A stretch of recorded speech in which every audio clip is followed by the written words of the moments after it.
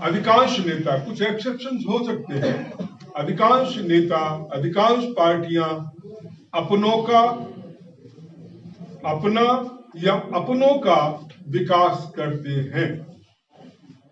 और आप देखें कि जितने भी एमएलए, एमपीज, मिनिस्टर्स जो एक बार बन जाते हैं और औरों की बात छोड़ो, यदि गांव का कोई सरपंच या प्रधान भी बन जाता है, कितना परिवर्तन थोड़े से दिनों में आ जाता है।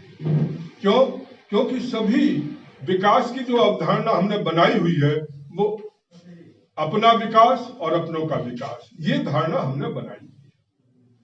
इसलिए हम एक नया अलग चिंतन लेकर के आए हैं कि सबकी उन्नति में अपनी उन्नति समझनी चाहिए।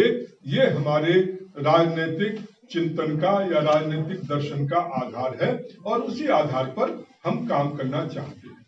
और इसलिए हमारी दो चीजें हैं कि सबकी उन्नति करना है और उसमें कहीं कोई ईंधन का भेदभाव सांप्रदायिकता के आधार पर, जाति के आधार पर, क्षेत्र के आधार पर नहीं होना चाहिए। यदि हमें गरीब बच्चों को स्कॉलरशिप देनी है तो गरीबी का क्राइटेरिया हो और उसके आधार पर जो भी गरीबी की उस क्राइटेरिया में आते हैं सभी को हम स्कॉलरशिप दें। हम क्यों जाति मजहब के आधार पर हम गरीबी में भी भेदभाव करते हैं? तो ईंधन का चिंतन लेकर के हम लोग काम कर रहे हैं। दूसरी चीज जो मैं कहना चाहता हूं, हमारा जो मुख्य एक जो एजेंडा है जिस पर हम काम करना चाहते हैं आने वाले दिनों में, वो ये कि शिक्षा का स्वदेशीकरण, कि शिक्षा हमारे अनुरूप होनी चाहिए। अभी तक जितना सिस्टम है जो हमने अंग्रेजों से लिया था वही सिस्टम ज्यों का त्यों चल रहा है। कॉस्मेटिक चेंजेस हुए होंगे परंतु कोई विशेष परिवर्तन जो है नहीं हुआ है। अभी भी जो एजुकेशन पॉलिसी आई है अभी गवर्नमेंट के द्वारा, उसमें प्रोसीजरल चेंजेस किए गए हैं कि भाई हम मैथमेटिक्स होगा तो संगीत भी ले सकते हैं, ये ले सकते हैं, आप यदि यहाँ पर हो तो छोड़ के जा सकते हैं। मतलब सिस्टम को ये प्रोसीजरल लेवल पर थोड़ा सा सुविधा देने की कोशिश की गई है।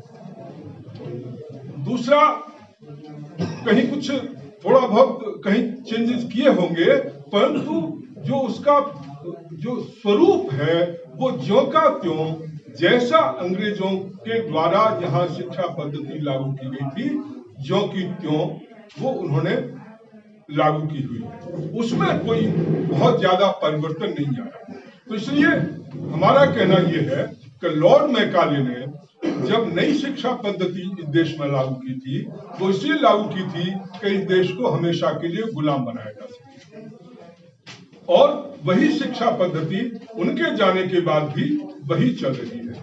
तो हमारा चिंतन है कि शिक्षा का स्वदेशीकरण होना चाहिए। दूसरी चीज जिस चीज के ऊपर हम एम्फेसिस देना चाहते हैं कि आजकल जितनी पार्टियां हैं वो सारी की सारी मुफ्तखोरी को लेकर के काम कर रही है कि जी ये भी मुफ्त दे देंगे, वो भी मुफ्त दे देंगे। जो पार्टी आती है वो एक दूसरे से बढ़कर के मुफ्त देने की कोशिश करती है। यदि मोदी जी ने कहा कि हम 6,000 देंगे तो कांग्रेस पार्टी ने कहा कि जी हम हर महीने 6,000 देंगे, साल में 72,000 दे देंगे। तो इस ढंग का कंपटीशन चल रहा है। आम आदमी पार्टी आती है, वायदे कुछ और थे परंतु सत्ता में आने के बाद मुफ्तखोरी जो है एक मुख्य मुद्दा हो गया है कि हम ये मुफ्त दे देंगे, वो मुफ्त दे देंगे। मैं इन पार्टियों से केवल एक बात कहना चाहता हूं और आपसे भी पूछना चाहता हूं, यदि मुफ्तखोरी इतनी अच्छी चीज है जिसके आधार पर हम विकास कर सकते हैं तो जितनी कंपनीज हैं, जितने बिजनेसमैन हैं, उनको कहो कि वो अपना जो व्यवसाय है मुफ्त में देना शुरू कर दें। कितने दिन चलेंगे, कितने प्रॉफिट में चलेंगे, आप अनुमान लगा सकते हो। यदि कोई व्यवसाय मुफ्त में देने के बाद नहीं चल सकता, उसका भट्टा बैठ जाता है, तो सरकारें जो आदत डाल रही हैं आम जनता को मुफ्तखोरी की, तो ऐसी सरकारें कैसे चल सकती हैं? और ये सिलसिला यही रुकने वाला नहीं है। आने वाले समय में पब्लिक की ओर से और डिमांड होगी कि हमारा ये भी मुफ्त किया जाए, वो भी मुफ्त किया जाए। हर वर्ग जो है वो अपने लिए अलग अलग सुविधाएं चाहेगा, और सरकारें भी वोट लेने के लिए, वोट कमाने के लिए ये चाहेंगी कि ज्यादा से ज्यादा मुफ्तखोरी की जाए। तो ये जो सिलसिला चल रहा है ये बहुत गलत है और हम इसका विरोध करते हैं। हाँ, व्यवस्थाएं पैदा कीजिए, लोगों को शिक्षित कीजिए, लोगों को अपने पैरों पर खड़ा कीजिए, लोगों को रोजगार दीजिए। लोग यदि शिक्षित होंगे, पढ़े लिखे होंगे, अपने पैरों पर आप उनको यदि अपॉर्चुनिटी दिलवा सकते हो जॉब के लिए, अपने पैरों पर खड़े होंगे, अपने उनमें स्वाभिमान भी होगा, आत्मसम्मान भी होगा, अपने परिवार की देखभाल करेंगे, देश की भी देखभाल करेंगे। परंतु वो न करके हम व्यवस्थाएं पैदा नहीं करना चाहते, हम ईंधन की जो है पॉलिटिक्स जो है चलाना चाहते हैं। तो इस रूप में हमारा चिंतन है और इसको लेकर के हम चल रहे हैं। हाँ, एक बात हम जरूर करना चाहते हैं, लोगों को सक्षम बनाने के लिए एजुकेशन, न्याय और स्वास्थ्य, ये तीनों चीजें ऐसी हैं जो अफोर्ड नहीं कर सकते, उनको सरकार जो है उपलब्ध कराए।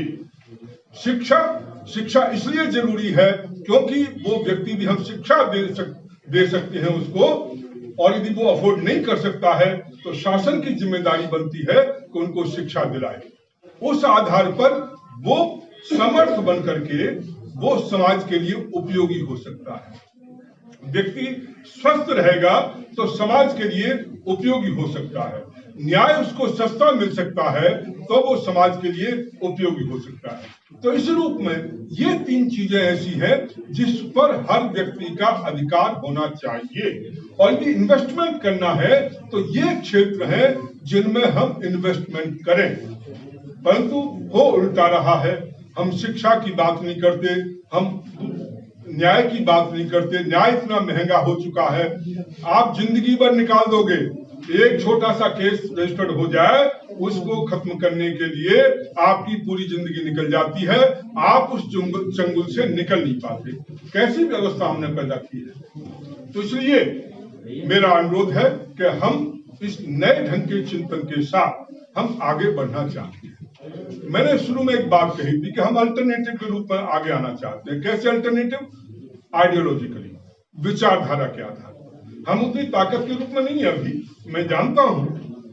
हम एक अल्टरनेटिव विचारधारा लेकर के चल रहे हैं, और उसमें आप देखिए कि विकास की जितनी विचारधारा है वो सारी की सारी भौतिक या भोगवादी विचारधारा है कि जी रोड बना दो, एयरपोर्ट बना दो, ट्रेन बना दो, ऐसा बना दो, बहुत अच्छी बात है, होना चाहिए।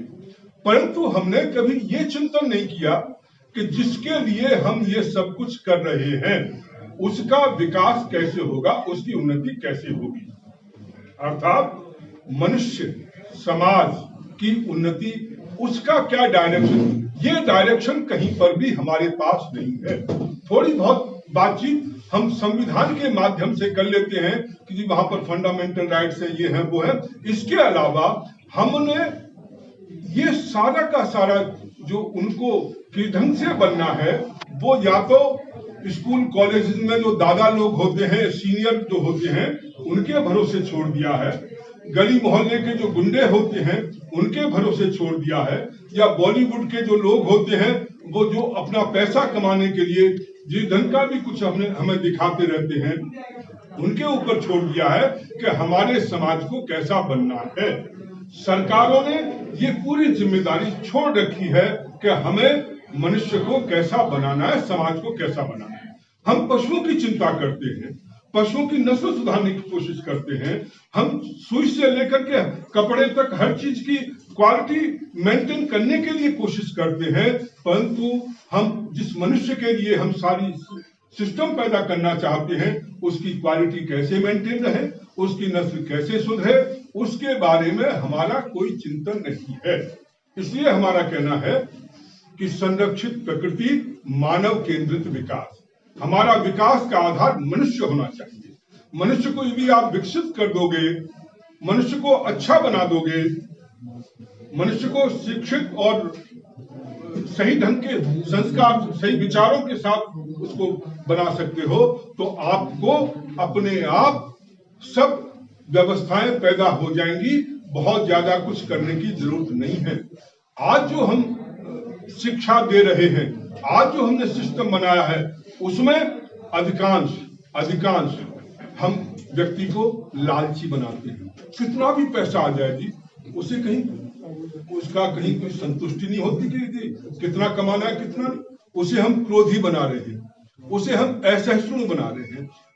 और हर जगह आप बाहर निकल जाएं तो हम निर्भया की कहानी पढ़ते हैं।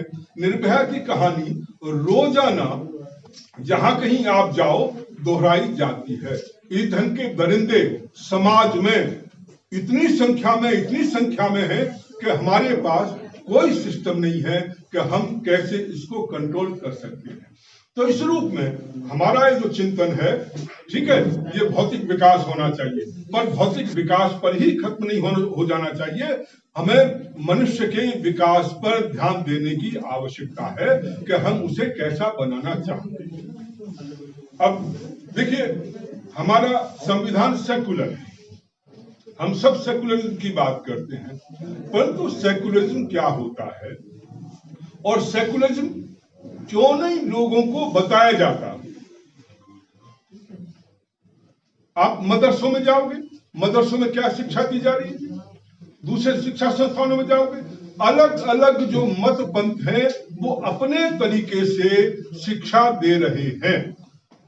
सांप्रदायिक शिक्षा, अपना संविधान सेकुलरिज्म की बात करता है। और ध्यान रखो, जो हमारा जो डायरेक्टिव प्रिंसिपल्स हैं उसमें एक बात कही गई है कि हमें साइंटिफिक टेम्परामेंट हर व्यक्ति के अंदर, हर भारतवासी के अंदर साइंटिफिक टेम्परामेंट पैदा हो, इसकी व्यवस्था करनी है। अब आप ये बताओ, यदि हम केवल सांप्रदायिक शिक्षा दे रहे हैं तो उसके आधार पर साइंटिफिक टेम्परामेंट कैसे डेवलप होगा। उसके लिए जरूरी है कि हम लोग जो शिक्षा दें वो सेकुलरिज्म की, सर्वधर्म समभाव की, ह्यूमन राइट्स की, जो भारतीय संविधान के जो इम्पोर्टेंट हमारे जो एलिमेंट्स हैं, फंडामेंटल राइट्स या दूसरे, उन सब की, हम उनके बारे में भी जितने इंस्टीट्यूशंस हैं, कुछ चीजें ऐसी होनी चाहिए जो कि हर व्यक्ति को उसकी जानकारी होनी चाहिए। उसमें से सर्वधर्म समभाव, इसकी शिक्षा हर बच्चे को मिलनी चाहिए। सेकुलरिज्म की शिक्षा हर बच्चे को मिलनी चाहिए। तो इस रूप में हमें शिक्षा में परिवर्तन लाना है और इस ढंग से हम इस ढंग के चिंतन को लेकर के हम आगे बढ़ रहे हैं। तो इस रूप में मैं आप सभी से अनुरोध करना चाहूंगा, एक बात जो आज के राजनीतिक संदर्भ में मैं कहना चाहता हूं कि राजनीति में धन का बोलबाला इतना ज्यादा हो चुका है कि जो पार्टियां पैसे वाली हैं या जो लोग पैसा जिनके पास है वही लोग चुनाव लड़ सकते हैं।